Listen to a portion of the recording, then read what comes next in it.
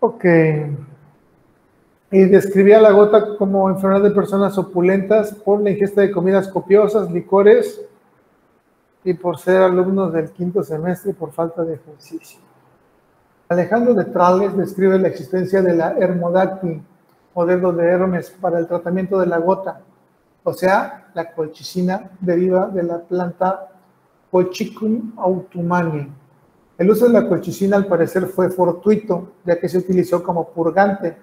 La colchicina, cuando ustedes la recetan o la van a recetar en algunas ocasiones para disminuir la inflamación, en este caso puede ser de la podagra, en una persona en la cual están ustedes seguros que la artritis es ocasionada por gota, o sea, por ácido úrico, al dar nosotros este medicamento, los pacientes pueden desencadenar diarrea, ya sea con una, con dos, con tres dosis, o a lo mejor con ninguna, pero pueden llegar a presentarlo.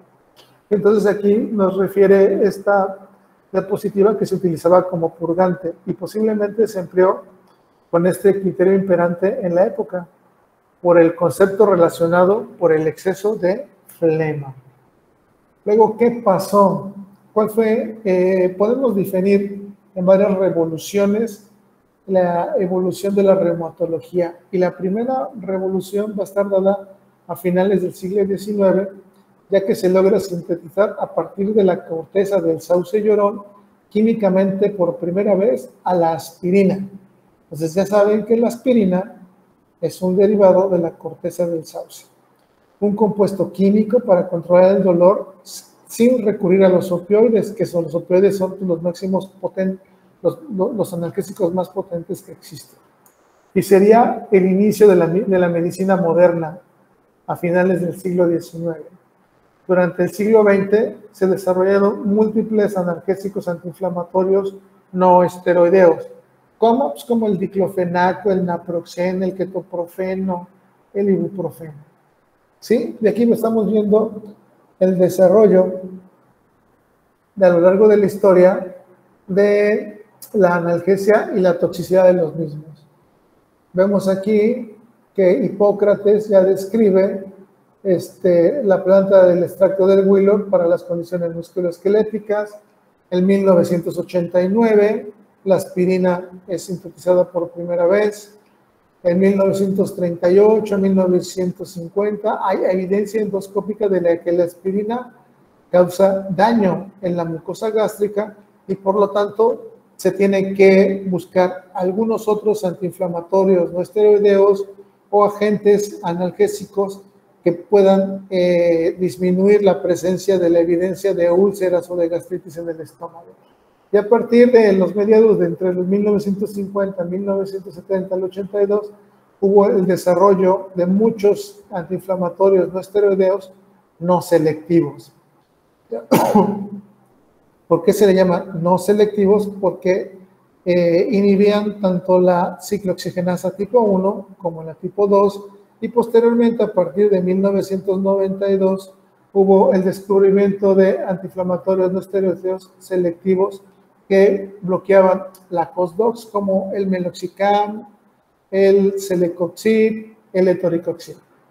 Y en 1998 fue el primer antiinflamatorio no esteroideo COX-2 selectivo aprobado.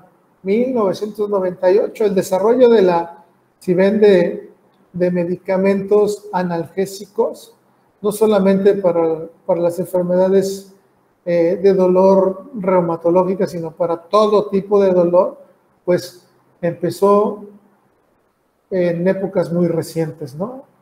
Aunque a ustedes me imagino que todo lo que tenga 20 años ya se les hace viejo, en realidad no es así.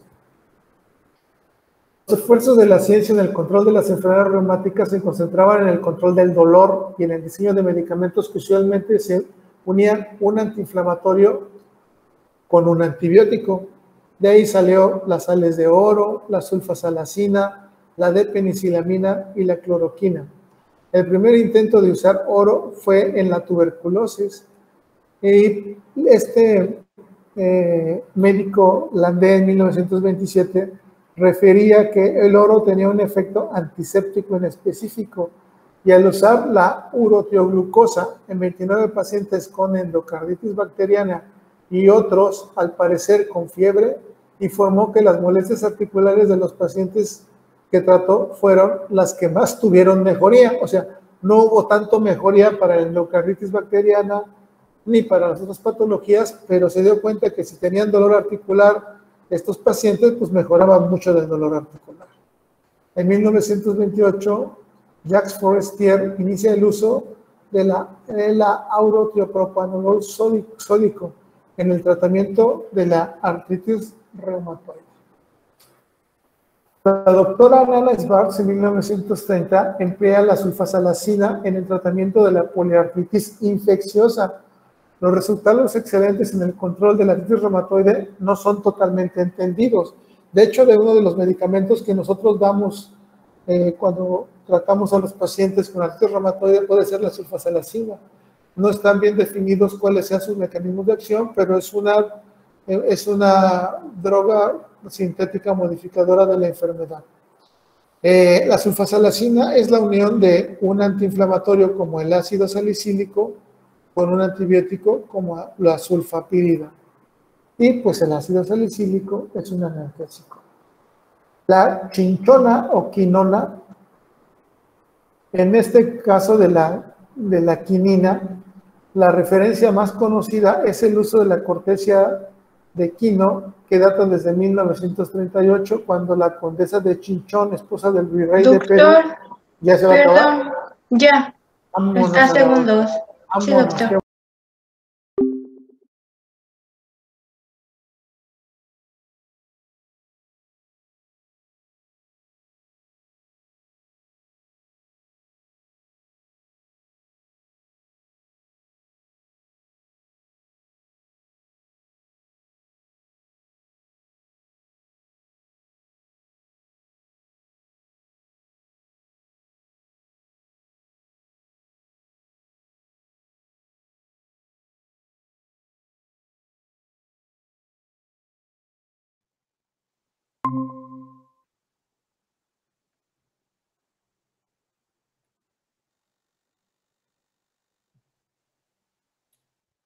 Algunos temas los van a dar ustedes también como equipo, cuando nos veamos en la clase, porque imagínate estar hablando 2 horas siempre yo, sin tomar agua, me voy a enfermar. Ya estoy viejita. Permitida para todos.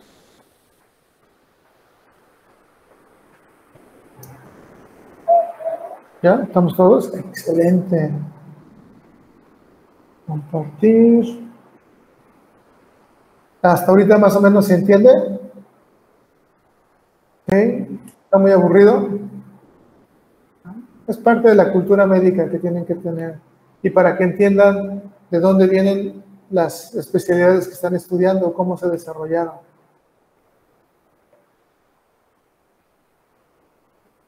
Wow.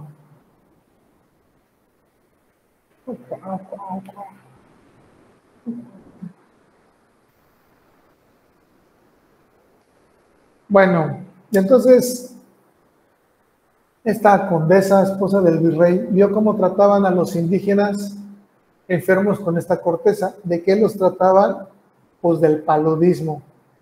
Y a su regreso a España trajo consigo gran cantidad de la corteza de quino y la distribuyó entre la corte y sus trabajadores, pues para tratar el paludismo o la malaria, que es lo mismo. El mismo virrey Luis Fernández de Cabrera y Bobadilla, cuarto conde de Chinchón, llegó a Lima en 1929 y durante varios años sufrió ataque de terciarias, o sea, de fiebre. ¿Qué era lo que tenía? Pues lo que tenía era paludismo, curándose de manera repentina en 1639.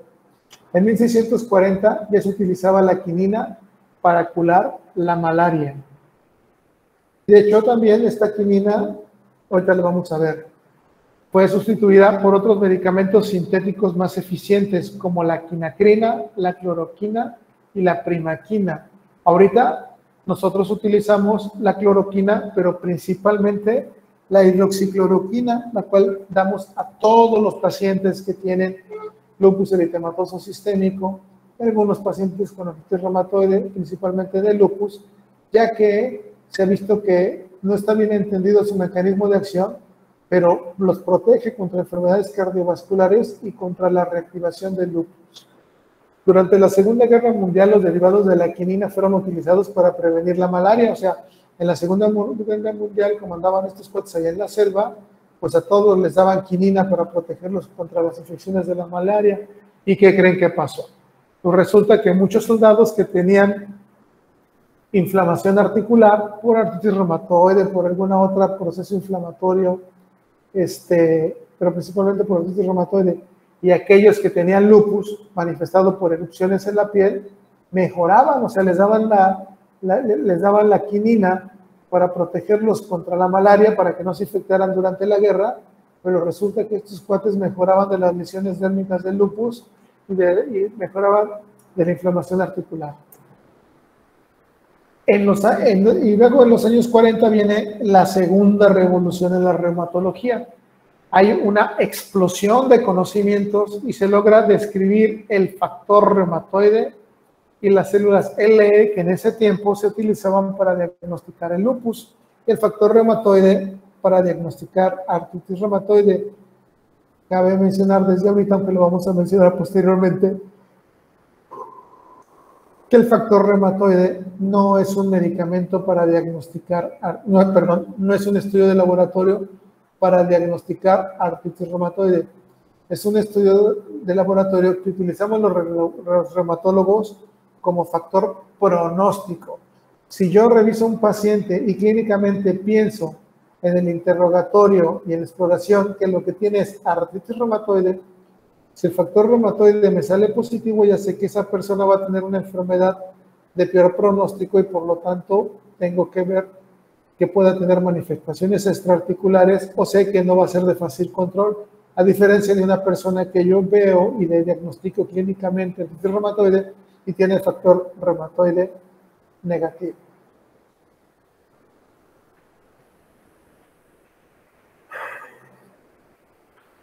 Hensch y su equipo por años trabajan en el desarrollo de compuestos hormonales. Se empieza a hablar de reumatología como ciencia. Reumatólogos a quienes la ejercen y se conocen, se les empieza a llamar a los que ejercen este tipo de estudios reumatólogos y se conocen los autoanticuerpos, clarificando el concepto de autoinmunidad que estaría vigente a partir de entonces. O sea, el concepto de autoinmunidad empieza a partir de los años 40.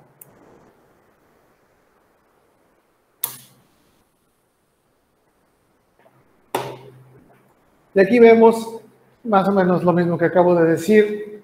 En la Edad Media se hablaba de lupus o lobo en latín, que las lesiones semejantes a la mordedura de lobo que presentaban las personas que padecían esta enfermedad en la piel. Ferdinand Bonebra entre 1846 y 56, como mencionamos, introdujo la metáfora de la mariposa al Rais Malar, que se llaman alas de mariposa, y hubo las primeras ilustraciones, era un atlas de enfermedades cutáneas. En 1923, Littman y Salk describen las lesiones de la endocarditis por lupus. No todas las endocarditis son infecciosas, puede haber endocarditis por lupus. Y en 1984 viene el descubrimiento por Hargreaves y Richard y Morton en la Clínica Mayo de las células LE, que son unos neutrófilos que se pueden presentar en algunos pacientes con lupus, los cuales ya no utilizamos. En 1934, Edward Coyle, Kendan y colaboradores en la Clínica Mayo en Rochester lograron preparar a partir de los extractos de suprarrenales, generalmente de cerditos, un compuesto que le denominaron cortina, por ser extraído de la corteza de la glándula suprarrenal de estos animales. En 1946, Sarret y en 1947, Kendall sintetizan el compuesto E, que denomina a la cortisona. y el F, que denomina a la hidrocortisona. Y como saben, los esteroides son uno de los más potentes antiinflamatorios, y la cortisona se utiliza para aliviar a los pacientes con artritis reumatoide y muchas enfermedades autoinmunes, ya sean reumatológicas o no reumatológicas.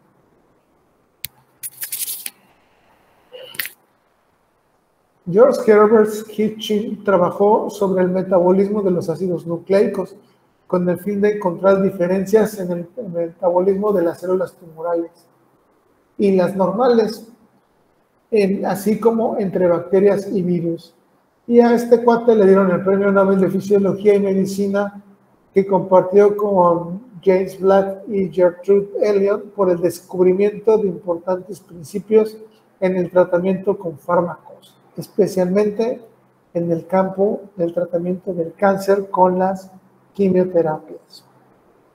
La azathioprina es un derivado sintético de la cismercaptopurina, que no nació como un medicamento propio de la reumatología, sino por investigaciones realizadas para minimizar la respuesta inmune al rechazo en el trasplante de riñones. Schwartz y Schmecher fueron los primeros en observar que la cismercaptopurina, utilizada como tratamiento anticanceroso, tenía propiedades no solo cancerosas, sino inmunosupresoras, o sea, suprimía el sistema inmunológico. Otro medicamento que utilizamos es el Methotrexate, que es el medicamento de elección en todo el mundo como primera línea para dar tratamiento en pacientes con artritis reumatoide.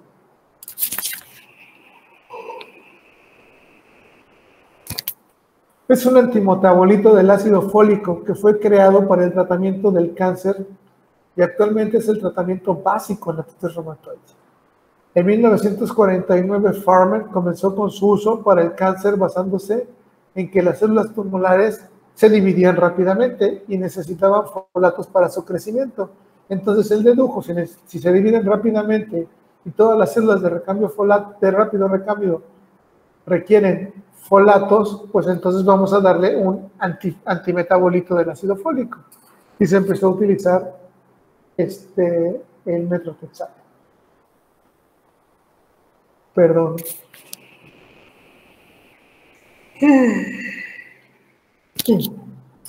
En 1980 salieron los reportes del uso de la D-penicilamina como droga modificadora de la enfermedad. ¿Qué quiere decir eso? Disease Modifying Antirheumatic Drugs, por sus siglas en inglés, para tratar la artritis reumatoide activa en pacientes que no habían tenido una respuesta a la terapia convencional. La D-penicilamina pertenece a una clase de medicamentos llamados antagonistas de metales pesados o quelantes, que se utilizó principalmente para tratar una enfermedad por acúmulo de cobre en el hígado, que se llama la enfermedad de Wilson, ¿sí?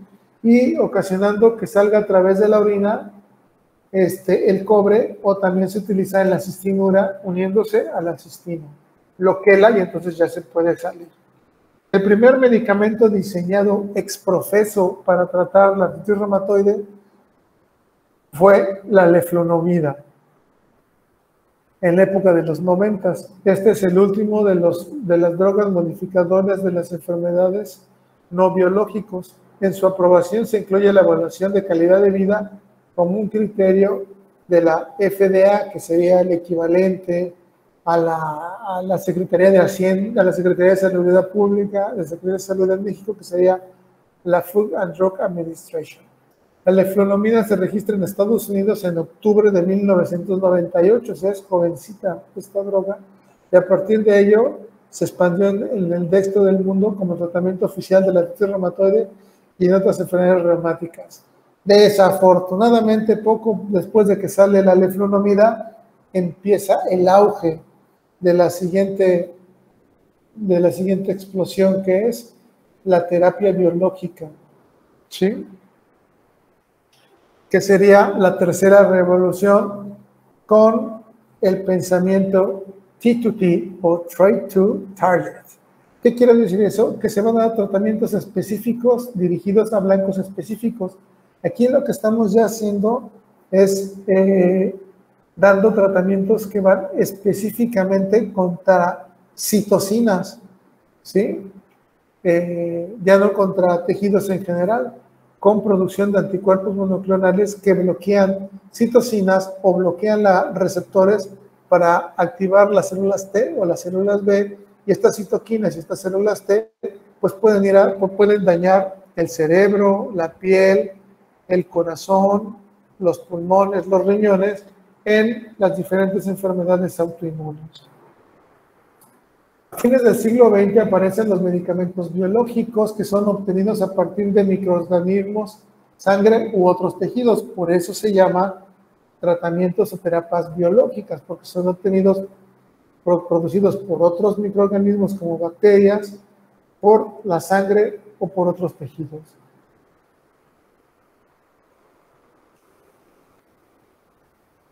Y con el advenimiento de estos tratamientos, pues se crea una nueva era en el tratamiento de las enfermedades reumatológicas autoinmunes, principalmente de la artritis, debido a su mecanismo de acción, producción, aplicación y validación. Y que a diferencia de los modificadores de la enfermedad que son de inicio lento y sin mucha evidencia que se pueda detener la progresión de la enfermedad, estos evalúan el daño estructural y la calidad de vida en una forma muy rápida. Los medicamentos modificadores de la enfermedad, como la cloroquina, la sulfasalazina, la leflunomida o el metrotexato, estos últimos dos son los que más modifican la enfermedad, que a partir de que los damos generalmente empiezan a actuar entre la cuarta y la sexta semana. Y los agentes biológicos, la terapia biológica, en los siguientes días o en la primera semana empiezan a tener efecto muchos de ellos.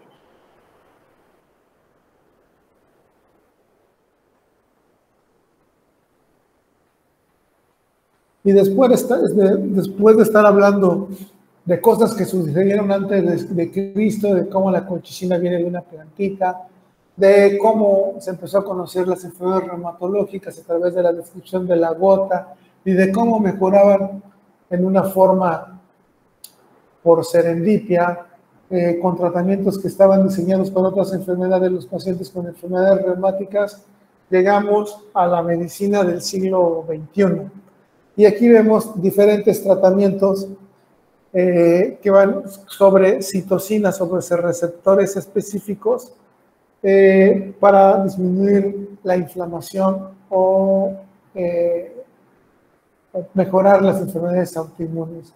Y tenemos que todos los medicamentos que terminan en MAP, como el alemtuzumab, el rituximab, que es un anticuerpo monoclonal contra el receptor CD20 de los linfocitos B y que inhibe su activación, o como el belimumab, que es un anticuerpo que va contra el receptor activador de las células B, y como todos los demás que vean que terminan en MAP, terminación MAP quiere decir monoclonal antibody. Entonces, son anticuerpos monoclonales que dependiendo de su prefijo al MAP de SU, SI, LU, vienen de tejidos de animales, humanos, humanizados o quiméricos. Y todos los medicamentos que terminen en C, como el abatacept, que inhibe la unión del antígeno CD86 con el CD28 para permitir que la célula presentadora de antígeno, a través de la unión en común del complejo de las células MHC2 del complejo mayor de actividad, al unirse contra eso, activan los linfocitos T y se diferencian y se activan y pueden atacar al tejido humano. Al bloquear el abatacept, estos receptores se inhibe la activación, ¿sí? Y tenemos el ustekinumab, que es un anticuerpo monoclonal que va contra la interleucina 11-23, que vamos a utilizar principalmente en pacientes que tienen psoriasis o en pacientes que tienen espondilitis anquilosante. Y tenemos el tocilizumab, que es un agente bloqueador de interleucina 6, el anakinra contra interleucina 1, y tenemos los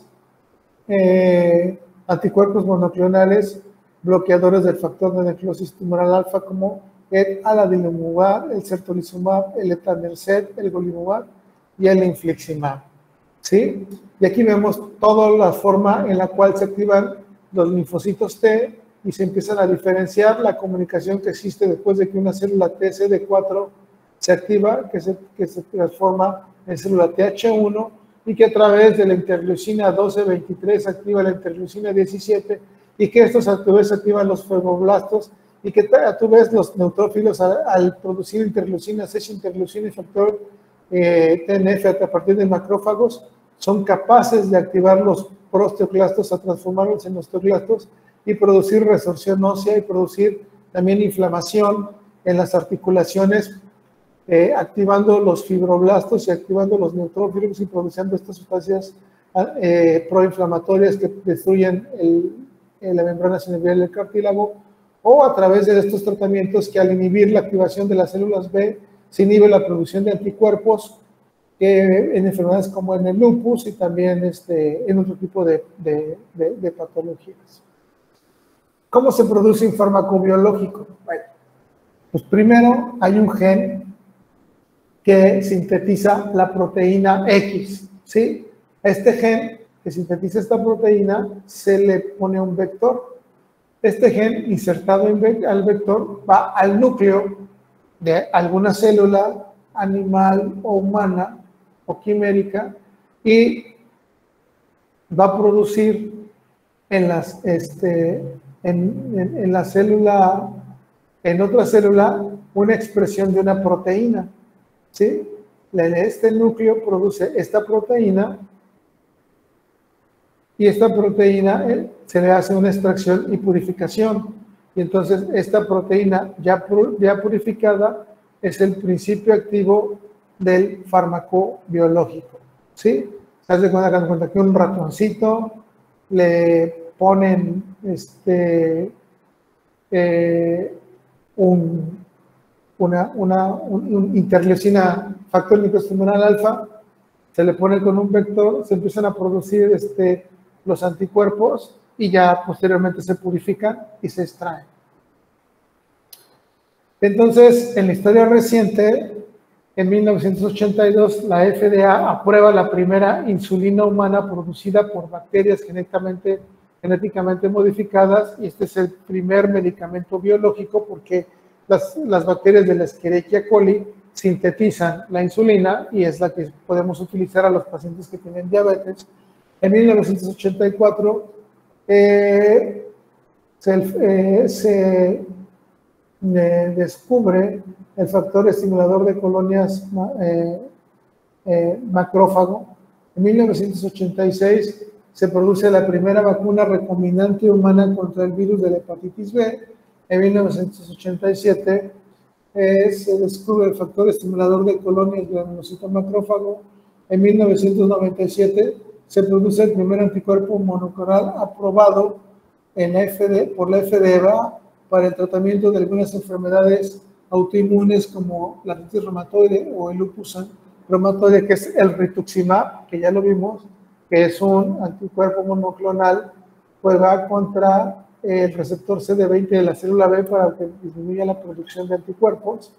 En el 2007 hay una reunión para ponerse de acuerdo con respecto a los biológicos, tanto en Uruguay como en nuestro país, y en el 2008 una revisión de la regulación actual de los productos biológicos biotecnológicos en América Latina y en el Caribe y en Estados Unidos. También existen los medicamentos biosimilares, o sea, biológicos similares. Un biosimilar es un medicamento de origen biotecnológico producido de acuerdo a exigencias específicas establecidas por la Agencia Europea de Medicamentos, referentes a calidad, eficacia y seguridad, y que ha demostrado ser comparable al medicamento innovador de referencia, o sea, al medicamento de marca, una vez que la patente expira.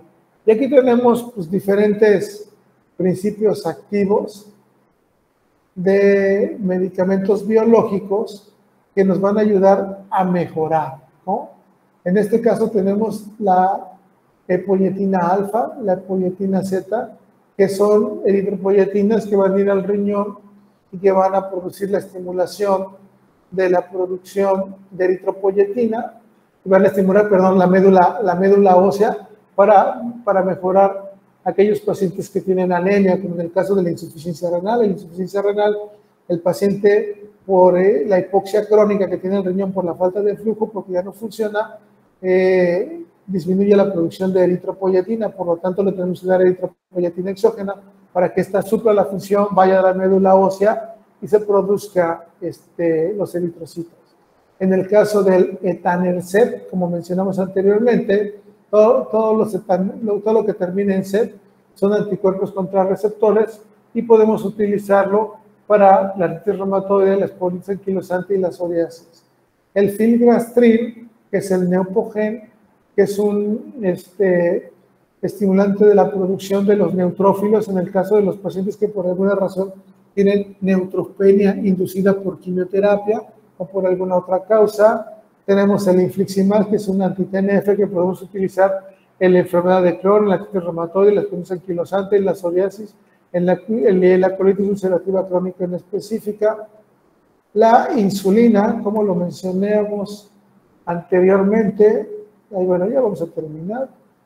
O la somatotropina, que es el desconotrón, que la podemos utilizar en alteraciones del crecimiento, y como lo mencionamos, la insulina glargina para la diabetes mellitus. Y colorín colorado, esta introducción a la reumatología se acaba. ¿Le agarraron la onda? ¿Entendieron la evolución cronológica y de qué se trata y cómo nació esta especialidad? ¿Dudas, preguntas, comentarios, algo que quieran decir? Algo que digan, no manches, está muy aburrido, o que estuvo interesante, o que qué padre, o qué sé yo, lo que quieran comentar.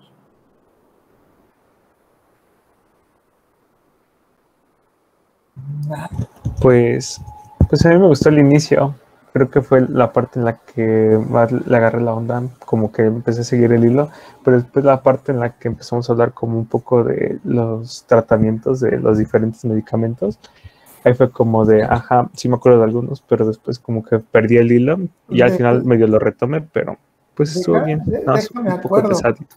Como ven, el tratamiento actual para la reumatología, así como el tratamiento actual para las enfermedades infecciosas, para las enfermedades endocrinológicas, para las enfermedades cardíacas, para todo lo que vayan a ver, ¿de qué hablan? De procesos, hablan de inmunología. ¿Sí? Todo tiene que ver con inmunología. Todo lo que van a ver, si se nos explican bien, tiene que ver con inmunología. Así que todas estas cosas que vimos, que ustedes ya vieron en inmunología y que dijeron, qué hueva, ¿eso para qué me va a servir? Pues fíjense que sí les va a servir, y muchísimo, porque los tratamientos van dirigidos ahorita contra sustancias bien específicas que producen tanto los neutrófilos como los linfocitos T, como los linfocitos B, así como anticuerpos que se producen contra factores de la inmunidad humoral, como sería los anticuerpos contra C5 activado, que es la fracción 5 de la cascada del complemento que se utiliza en algunas enfermedades. Entonces, todo tienen que replantearse ahorita su estudio y volver a agarrar su libro de inmunología o aprender inmunología, porque es básico, es importante, no para reuma, para todo. Eso que vieron ustedes y que dijeron, qué hueva. Bueno, no sé, ¿quién les dio inmuno? La doctora Gabriela, creo que se llamaba. ¿Ella qué era? ¿O qué es, perdón? ¿Es inmunóloga, médico general o qué? ¿Quién sabe? No.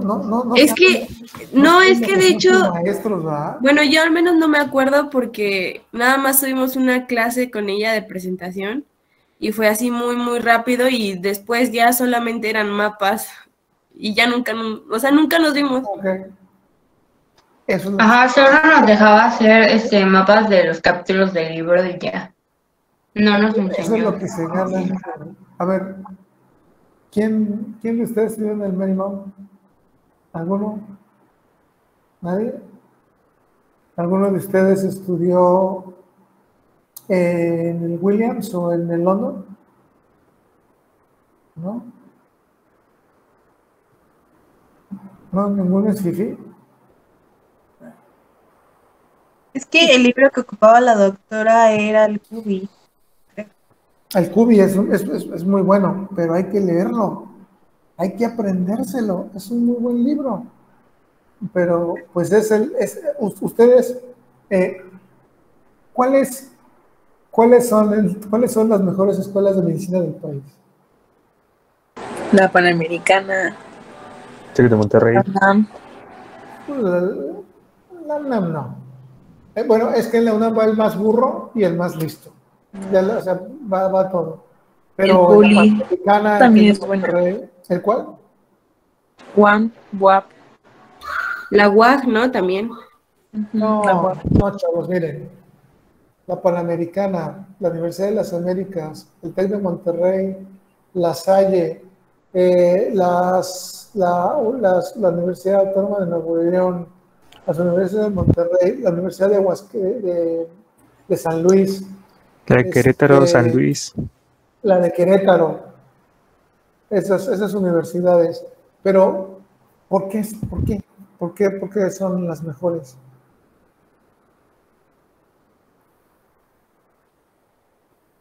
Pues en cuanto a las privadas, siento que la atención es más especializada, vaya, porque normalmente los grupos de alumnos son menores.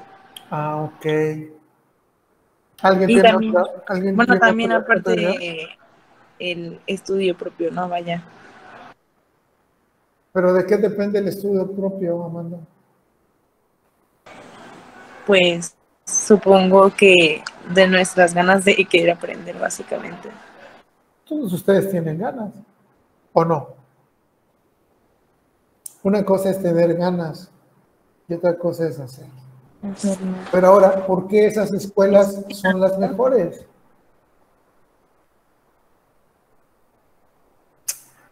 A ver, Irma, Pamela. Más o menos entendiste lo que hablamos ahorita de lo que les presenté. ¿Le agarraste la onda? Sí, doctor. Sí, se entendió la evolución y el concepto y cómo llegamos hasta cosas muy sofisticadas. ¿Sí? ¿Todos le agarraron la onda o no? Sí, bueno. Entonces, Irma, Pamela, ¿has ido a comprar alguna vez jitomates? Sí, doctor. ¿Seguro? Sí. Ok. Cuando vas a comprar jitomates, agarras la bolsita, la abres y nomás, aquí hay jitomates y los agarras y los metes. No, pues veo los que se ven más bonitos. No más bonitos, los que te van a durar más, los que se ven más frescos, los que no están pachichis, los que no están arrugados. Pues eso hacen esas 10 escuelas.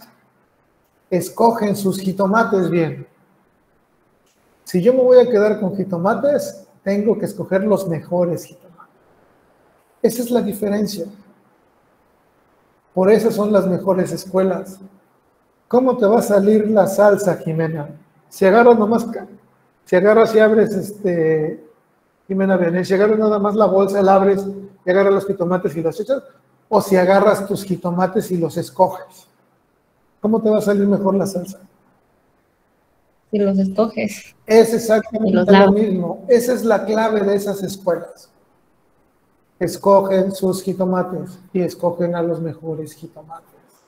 Yo me tengo que quedar con los mejores jitomates porque los mejores jitomates me van a dar una buena salsa, me van a dar una buena calidad, me van a dar una buena proyección y por lo tanto yo tengo que ser de las mejores salsas del país. Y por eso esas 10 escuelas son las 10 mejores porque escogen sus jitomates. Y ustedes tienen la ventaja, algunos no quisieron, la mayoría tal vez porque no pueden, pero tienen la desventaja en que están en un lugar en donde no se escogen a los jitomates. ¿Sí? Entran buenos, entran medianos y entran pachichis, y no entran poquitos pachichis. ¿Sí entienden el término de pachichi? ¿Les ha dicho su mamá, mira, esto está pachichi o no? ¿No? Bueno, así aguado, medio feo, mira aquí Paola, si entiende el término de pachichi. Entonces, ¿qué pasa tú misma, Paola, Michelle, si agarras jitomates buenos, bonitos, y los juntas con jitomates pachichis? ¿Los pachichis se van a volver bonitos y mejores? ¿O los otros se van a volver, o los que estaban bonitos y mejores por estar con los pachichis, se van a echar a perder más rápido? Los bonitos se echan a perder más rápido. Eso es lo que les pasa a los que más o menos traen un buen nivel de ustedes. ¿Por qué? Porque generalmente todo lo que requiere un esfuerzo requiere, más bien, todo objetivo requiere un esfuerzo. Y entonces, pues es más fácil que se te pegue el esfuerzo de la pereza y el esfuerzo de la mala calidad a que los de mala calidad y pereza aspiren a tener el esfuerzo de las personas. Entonces, lo común es que los que más o menos venían bien de su prepa, ¿alguno de ustedes practica algún deporte? ¿O practicó algún deporte, pero bien, o sea, de que yo iba a entrenar de lunes a viernes? ¿Alguno lo hizo? ¿Ninguno? Yo entrenaba básquetbol. María Fernanda. Yo también entrené, pero ¿Entrenaba mi compañera básquetbol? Moni. Ajá. No te veo, Moni. Ajá, yo, básquetbol yo. Ah, Mónica. Ok. A ver, Moni, si te fueras a entrenar básquetbol, ¿sí sabes de básquetbol internacional? ¿De universidades? ¿Sí? Si te pones a entrenar con la Universidad de North Carolina, que es de las mejores del básquetbol del país, ¿no? Y ahorita te fueras para allá y ahorita te pones a entrenar básquetbol con los Venados de la OEM, tu nivel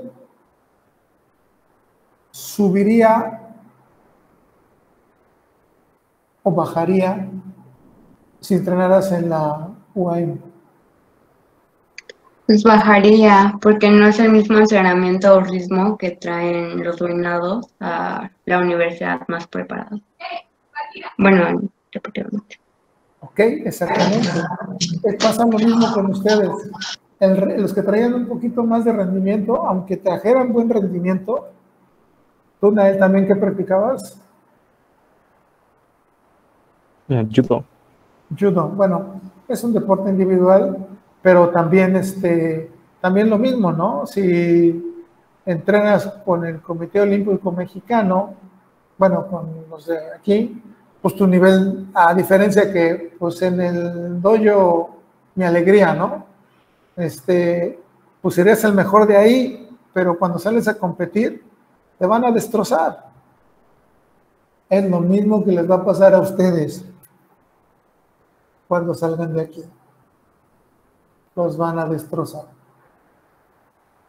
Porque ustedes van a salir a competir contra la Panamericana, contra la Salle, contra San Luis, contra Aguascalientes, contra Querétaro, contra las del norte públicas, y les van a dar una buena patiza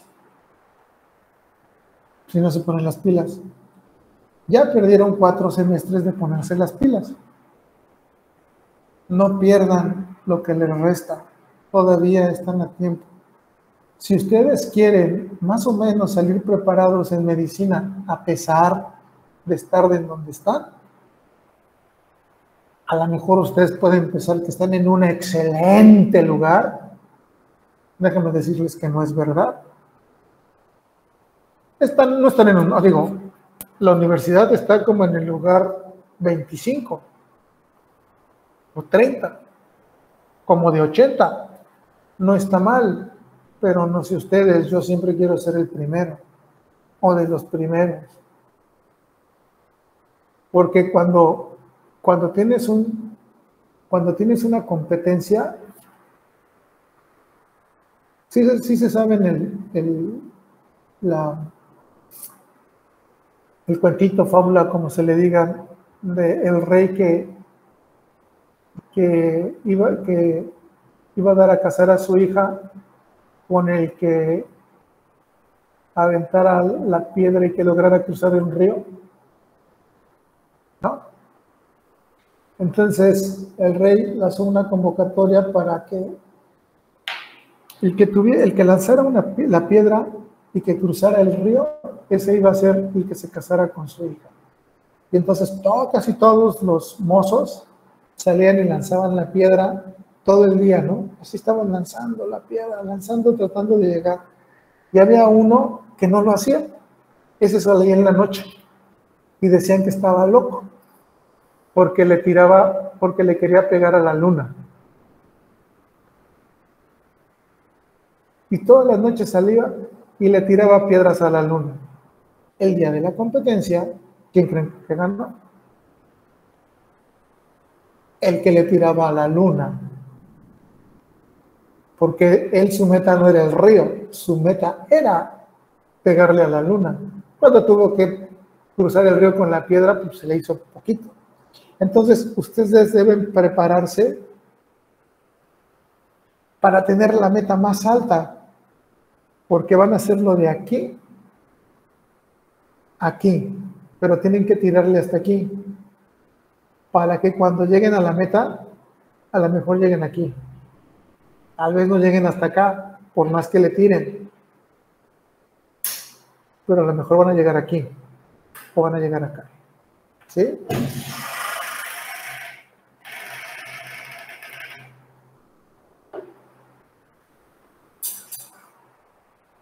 Por eso es importante que cuando menos, lo menos que deben de estudiar, el más flojo, estudie 5 horas diarias. No estoy hablando de reuma, estoy hablando de estudiar. Lo que menos, pero estudiar, no leer, estudiar, ¿qué es estudiar? Yo leo este párrafo y no paso hasta el siguiente párrafo hasta que no entienda bien ese párrafo. Porque si yo paso al siguiente párrafo sin entender el párrafo anterior, no voy a entender el párrafo como debe de ser el que sigue. Entonces, tienen que estudiar cuando menos 5 horas diarias de esa manera. Si no, no lo van a hacer. Cuando menos. Si no, no la van a hacer. Ya traen un atraso muy grande porque no llevaron bien inmuno y no fueron ustedes solitos para agarrar el cubi y aprendérselo. O los otros, ¿por qué? Pues porque no había clases, no me sabía que entregar el mapa mental y lo más lo que me piden para cumplir. Eso, cuando ustedes salgan a competir, los demás no hicieron eso, ¿eh? Los demás tuvieron un buen maestro de inmuno, tuvieron un buen maestro de medicina, no sé qué, tuvieron un buen maestro de biología, tuvieron un buen maestro de no sé qué, y aparte son escuelas en donde salen a destrozarse unos a otros, en el buen sentido de la palabra. Yo, Nael, tengo que estudiar mucho porque tengo que ser mejor que Brian, pero Brian sigue siendo mi amigo. Y te voy a preguntar, Brian, y te voy a exprimir hasta que no sepas. Pero porque estamos aprendiendo los dos, no porque me caes gordo. Y luego después de destrozarte y de preguntarte hasta exprimirte todo lo que sepas, hasta demostrarte que no sabes más que yo. Porque eso es lo que hacen en el... Mónica, Daniela, ¿no es lo que haces en el básquetbol? Eso es lo que... Sí. Es lo que nosotros hacíamos cuando yo entrenaba básquetbol. Yo entrenaba básquetbol de lunes a sábado y el torneo era los domingos.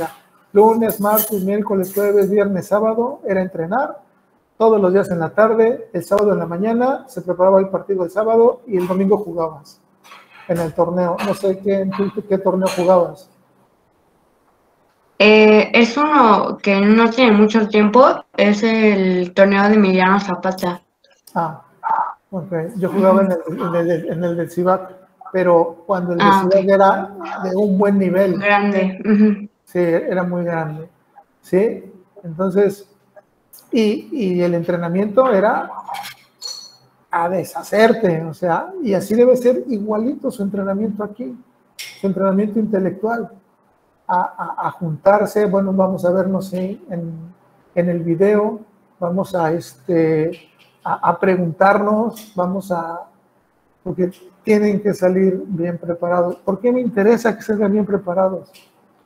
Porque al rato, Brian, le va a llegar un viejito con alguna enfermedad, o le tiene que operar la cadera, o le tiene que operar el apéndice, o le tiene que dar un tratamiento para su quimio, o no qué sé yo, y ese viejito voy a ser yo, y no quiero que me atienda un maleta.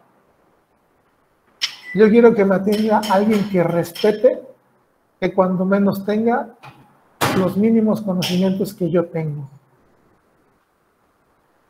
Y no hablo de esta clase, sino de todo en general. O sea, deben de aprender y estudiar como quisieran que algún médico atendiera a su mamá o a su abuelita, a su papá.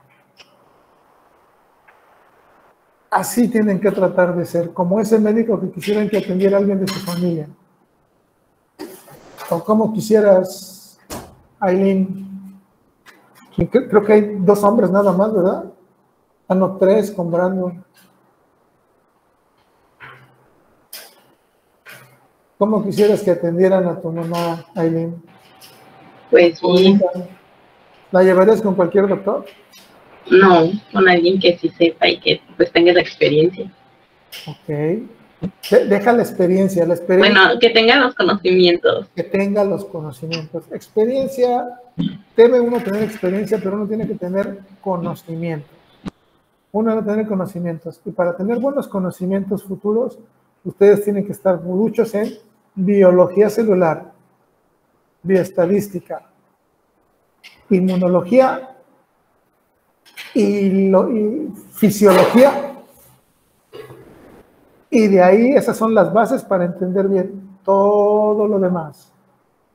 Y desafortunadamente son materias un poquito áridas, que a veces dan flojera, y como no tienen al lado generalmente alguien que los impulse, que estoy hablando, pues un compañero que te rete, que te diga, vamos a estudiar, vamos a aprendernos este capítulo, este tema, y nos vamos a preguntar hasta que nos... Así como te ponen el entrenamiento, los que han hecho entrenamiento, de que te están exigiendo, esto es exactamente igualito y lo mismo.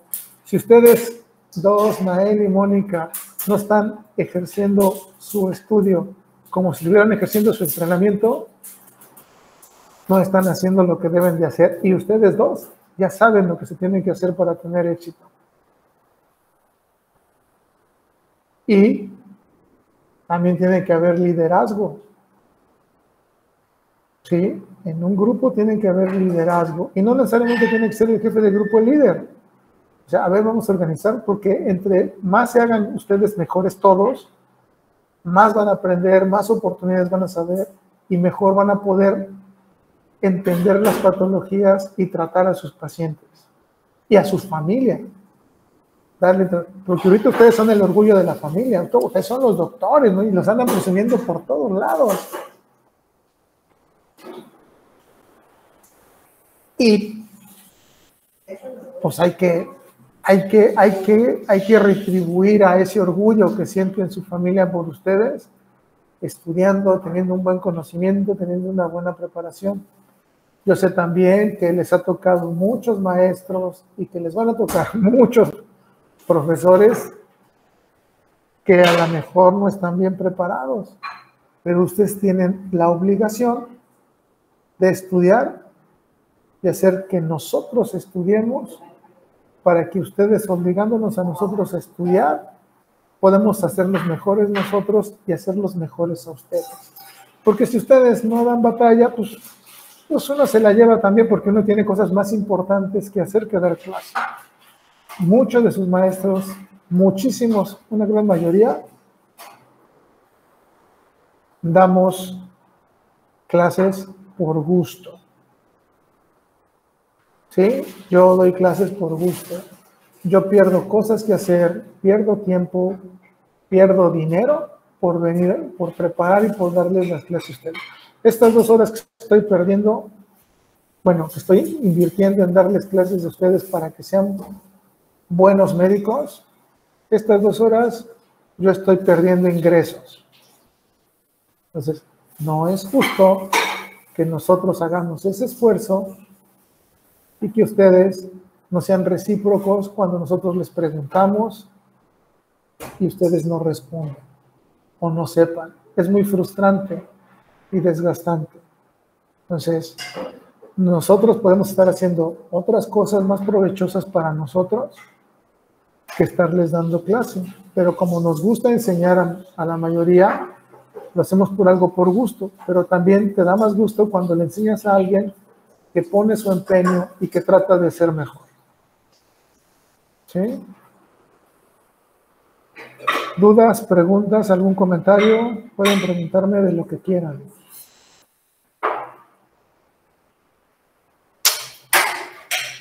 Ninguna pregunta. Es que nos dejó sin palabras, doctor. ¿Por qué? ¿Por qué sin palabras? ¿No habían pensado lo que les estoy diciendo? ¿O nadie se los había dicho? Sí, yo creo que casi todos los maestros de los que tienen que ven pacientes les han de decir lo mismo. Pero dicen, no, ya es la noche, ya vamos a ver la siguiente capítulo de Stranger Things, o qué sé yo, cuál está, Umbrella Academy, o no sé cuál. La telenovela de las 8. 8:30. ¿No? ¿Ninguna duda, ninguna pregunta? ¿Algo que quieran saber de mi persona o de en general de cualquier cosa? Bueno, ¿qué tema veríamos para la siguiente semana? Para la siguiente semana vamos a ver lupus eritematoso sistémico.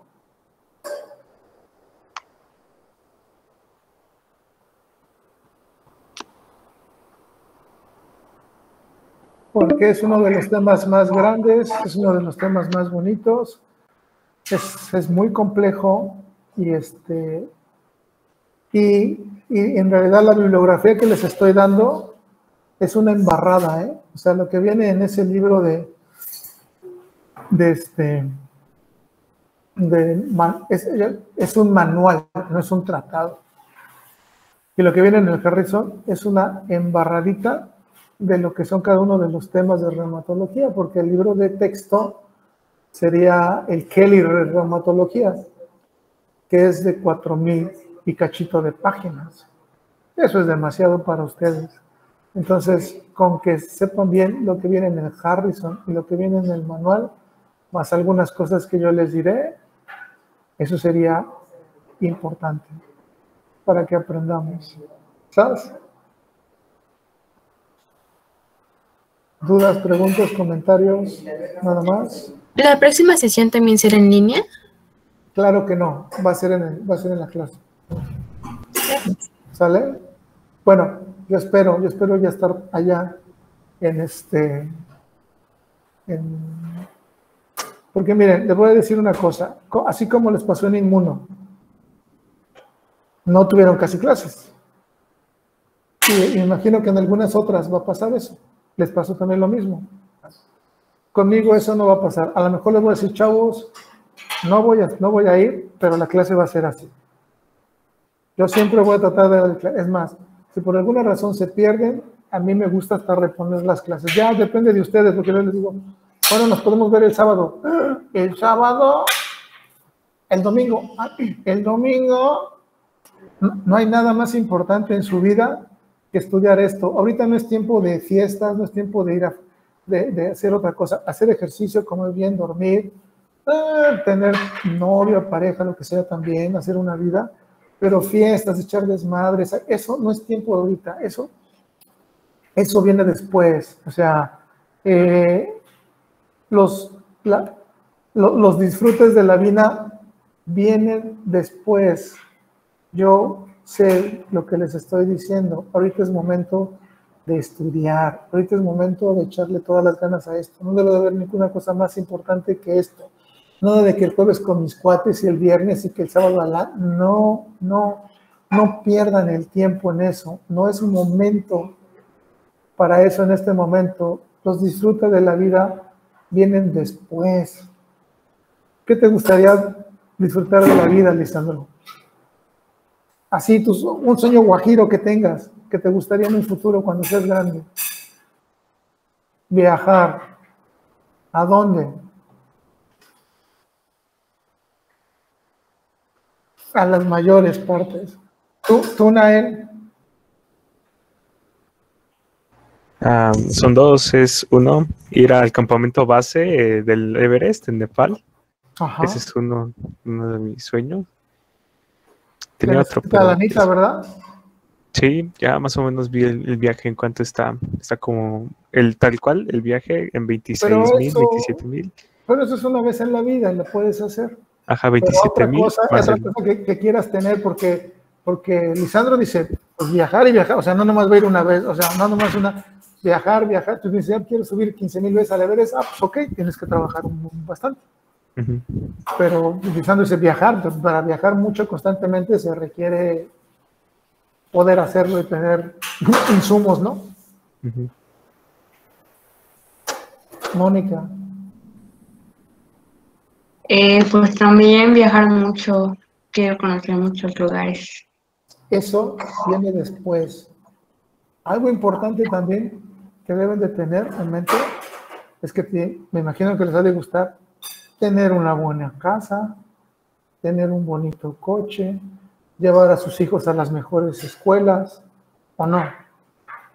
Tener dinero o tener el medio de poderle darle seguridad social a su mamá, a su abuelito, a sus tíos, a sus hermanos, a sus primos, a todo el mundo, ¿o no es importante eso?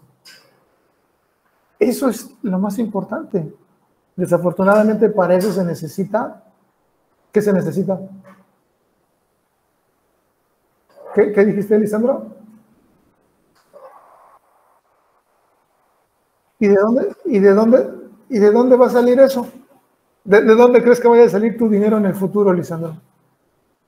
De tu trabajo. ¿Y de qué forma te puede ir muy bien en tu trabajo? Si eres bueno en él. No hay otra forma. Va a sonar a presunción hablando de que Franco y Mónica de los viajes. He ido 4 veces a París, 5 veces a Italia. Conozco Alemania, conozco Bélgica, conozco España, conozco Dinamarca, conozco Noruega, conozco casi todo Estados Unidos, conozco Argentina, conozco Brasil, conozco las islas, las islas del Caribe. He viajado muchísimo. ¿Sí? Y aquí en el país también conozco bastante. ¿Y todo gracias a qué creen?